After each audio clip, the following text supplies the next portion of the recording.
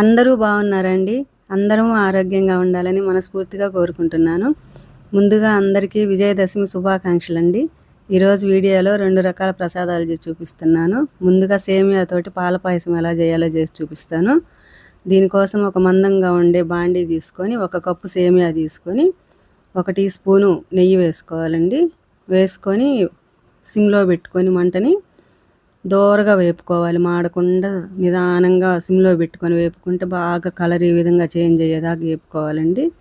ఇంకా వేపుకున్న తర్వాత మనం ఏ కప్పుతోటి అయితే సేమియా తీసుకున్నామో అదే కప్పుతోటి పాలు వేసుకోవాలండి. 2 కప్పులు వేసుకోవాలి. ఒకవేళ మొత్తం పాలు వద్దనుకున్న వాళ్ళైతే 1 కప్పు నీళ్లు 1 కప్పు పాలు వేసుకొని మూత పెట్టి కొంచెంసేపు దగ్గరగా అయ్యేలాగా ఉడికించుకోవాలి. అయితే అచ్చం పాలతో చేస్తేనే బాగుంటుందండి. ఇది చాలా బాగుంటుంది టేస్ట్. ఈ విధంగా దగ్గరకు వచ్చేదాకా ఉడికించుకున్న తర్వాత మనము ఈ సేమ్ అదే కప్పుతోటి పంచదార తీసుకోవాలండి. అర కప్పు అయితే బాగా కరెక్ట్గా సరిపోతుంది. ఒకవేళ తీపి తక్కువ తినేవాళ్ళైతే ఇంకా కొంచెం తగ్గించుకున్న బాగానే ఉంటుంది.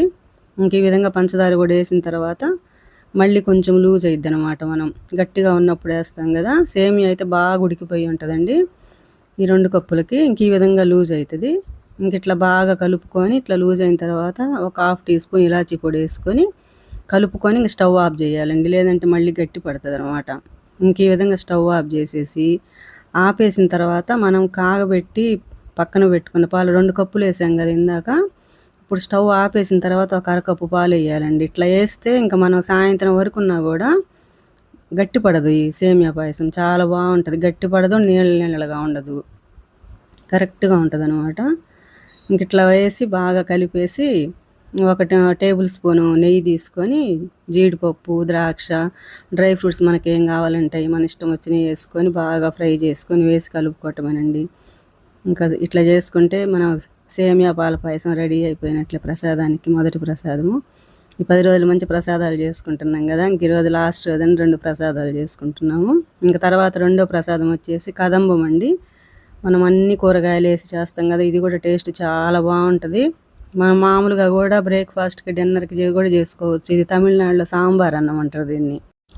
దీనికోసం ఒక 1/4 కప్పు కందిపప్పు తీసుకోవాలండి కుక్కర్లో.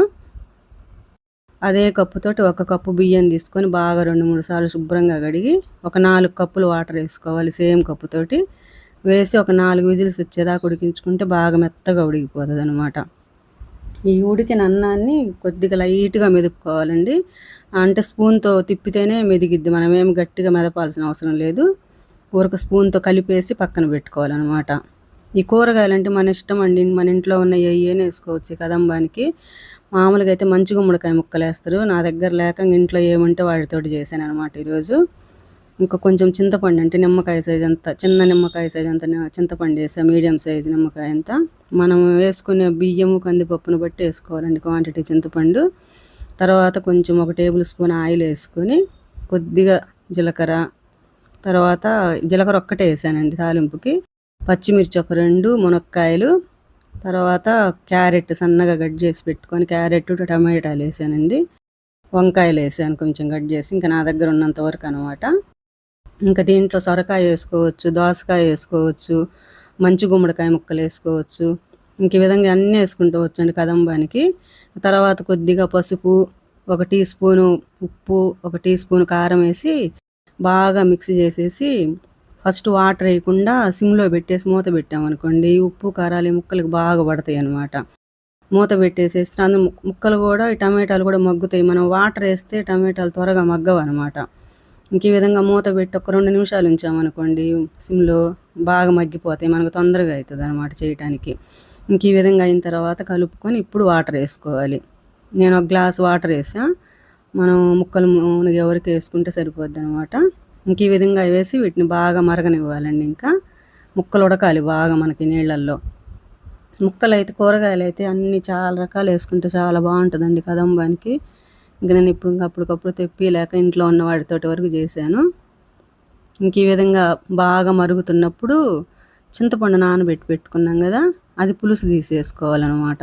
పులుసు తీసేసుకొని ఒక 2 నిమిషాలు కొద్దిగా మరగనిస్తే సరిపోద్ది. ఎక్కువసేపు ఏం మరగన అవసరం లేదు. ఇంక అయిన తర్వాత మనం మెదిపి పెట్టుకున్న ఈ పప్పు అన్నం ఉంది కదా, ఇంక ఇదంతా మొత్తం దీంట్లో ట్రాన్స్ఫర్ చేసుకొని కలుపుకోవాలి బాగా. ఉండలేం కట్టదు. అంటే మనం మెదిపినప్పుడు కొంచెం అన్నం కాబట్టి గట్టిగా అయ్యిద్ది, కానీ ఇంకా దీంట్లో వేసినప్పుడు ఇంకా మళ్ళీ మామూలుగా అయ్యిద్ది అనమాట. ఇంకా బాగా కలుపుకోవాలండి. కలుపుకుంటే ఇంక ఈ విధంగా రావాలి. ఇంత లూజుగా ఉంటే సరిపోతుంది. మరీ గట్టిగా అవసరం లారిపోతే మళ్ళీ మరీ గట్టిగా అవుతుంది అనమాట.